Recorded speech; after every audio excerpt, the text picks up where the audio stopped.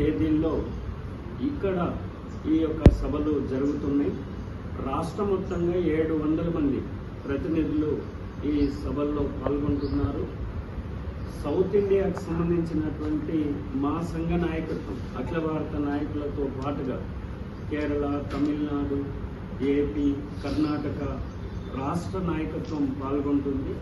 అఖిల భారత నాయకులు కామ్రేడ్ ఏ విజయరాఘవన్, మాజీ పార్లమెంట్ సభ్యుడు, ప్రస్తుతం మా సంఘానికి ఆల్ ఇండియా అధ్యక్షుడు, తాను ఈ మహాసభకు ఇనాగ్రేషన్ చేస్తుంది. 21వ తారీఖు నాడు ఈ మహాసభని ప్రారంభిస్తుంది. 21st రోజు వెల్కమ్ ఉపన్యాసం మా చైర్మన్ గారు డాక్టర్ మసూదన్ రెడ్డి గారు వెల్కమ్ ఉపన్యాసం చేస్తున్నారు. అఖిల భారత కార్యదర్శి వెంకట్ గారు, ప్రస్తుత రాజ్యసభ ఎంపీ మా జాతీయ సహాయ కార్యదర్శి శివదాసన్ గారు, ఇట్లా మోస్ట్ ఇంపార్టెంట్ అఖిల భారత నాయకులు, సౌత్ ఇండియా అఖిల భారత నాయకులు వీళ్ళంతా పాల్గొంటున్నారు.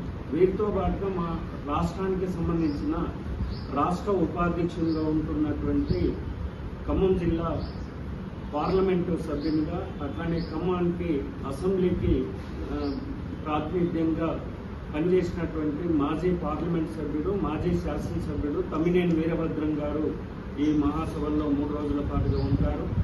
కామ్రేడ్ జాన్ వెస్లీ గారు ఈ జిల్లా ఉమ్మడి జిల్లా అమర్చింతకు వామపక్ష ఉద్యమానికి ఇప్పుడు సిపిఎంకు రథసారథిగా పనిచేస్తున్నాడు తాను.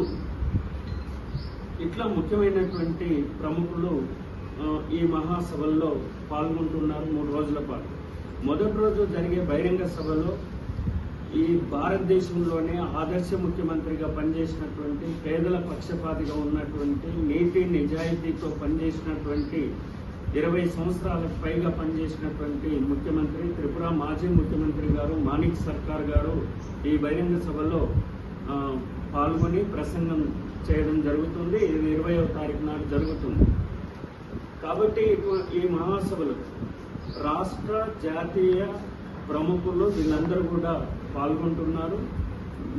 మీ ద్వారా ప్రజలందరికీ, వ్యవసాయ కార్మిక వర్గానికి, వలస కార్మికులకు, పేదలకు, కష్టజీవులందరికీ కూడా మేము చేసేటటువంటి డిమాండ్లు, తీర్మానాలు వీటన్నిటిని కూడా ప్రజల దృష్టికి తీసుకెళ్ళాలి.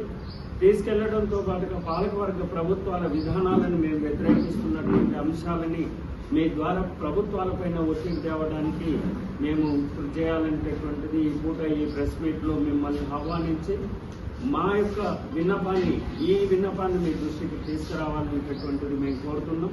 ఖచ్చితంగా మీరంతా కూడా బాగా సహకరించి మా యొక్క అంశాలని కవరేజ్ ఇచ్చి ప్రజలు ప్రభుత్వం దృష్టికి తీసుకెళ్లాలనేటటువంటి మీ ద్వారా మేము కోరుతున్నాం.